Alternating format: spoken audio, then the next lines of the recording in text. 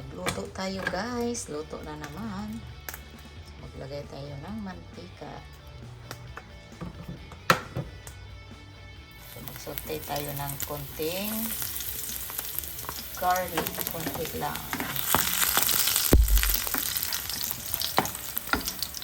Onion. Konti lang din. So, may seafoods tayo. Mixed seafoods.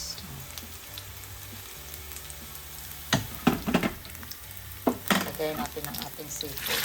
Iluto natin ang ating seafood.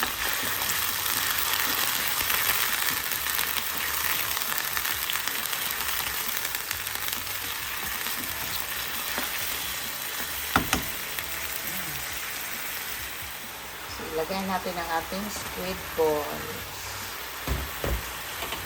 Iniwa po ang ating squid balls.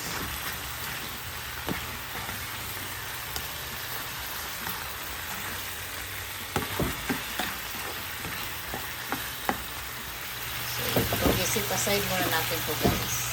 Ating sahog. Ating seafoods.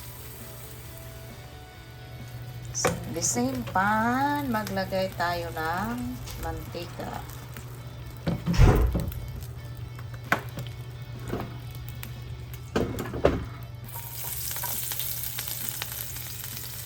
So, saute the onion.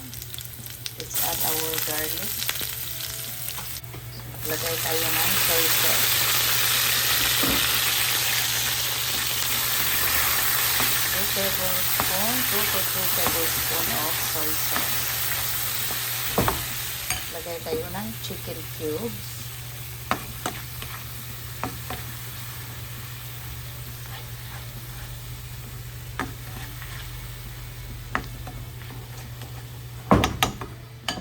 Lagay natin ang ating seafoods.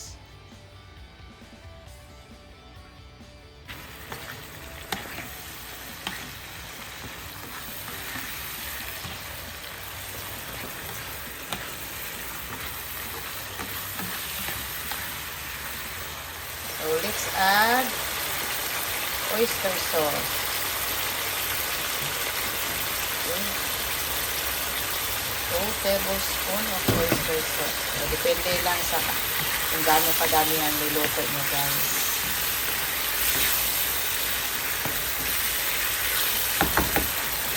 So, let's add 1/2 teaspoon of sugar.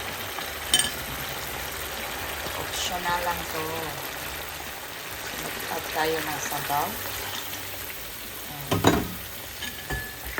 1 cup and a half.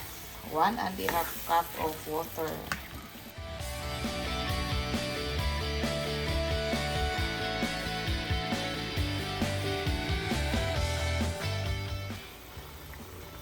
I-add natin ang ating bell pepper, carrots, and our cabbage.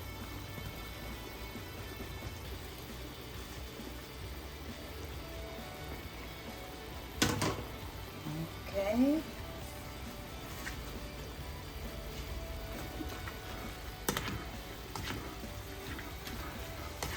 So, mix lang. Mix. So, after 2 minutes, i-add natin yung ating main na recipe ingredients. Our main ingredients. After 2 minutes. So, let's add our Miki.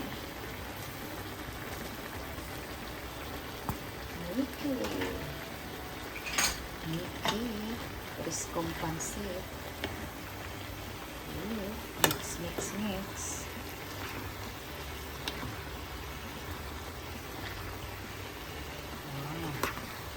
Rapsa. Sarap ng ating recipe.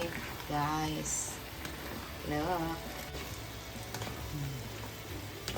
So, this is your Kaka'EVAng vlog cooking seafood Miki. So, seafoods. Miki with seafoods.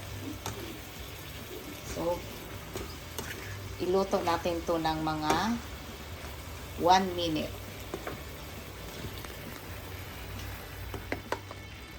Maglagay tayo ng konting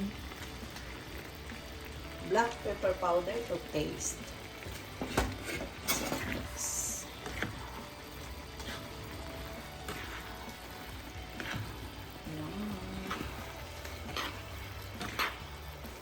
So we're done. And our recipe is ready to serve.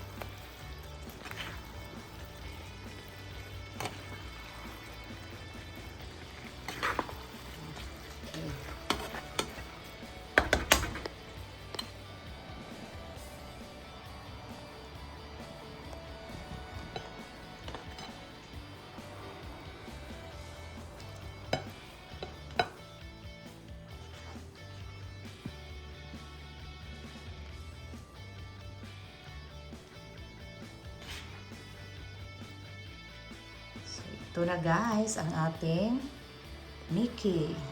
Seafood Miki. Lami kaayo. Try nyo to guys. Diba? Lami kaayo. So, sobrang sarap guys.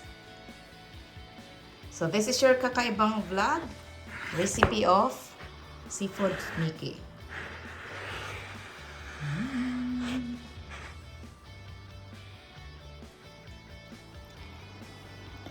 So, tikman natin guys ang ating seafoods Miki.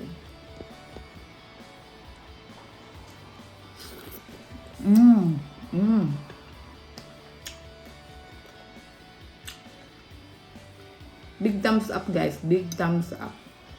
Lamig kayo. So, try nyo to guys. As in, yummy.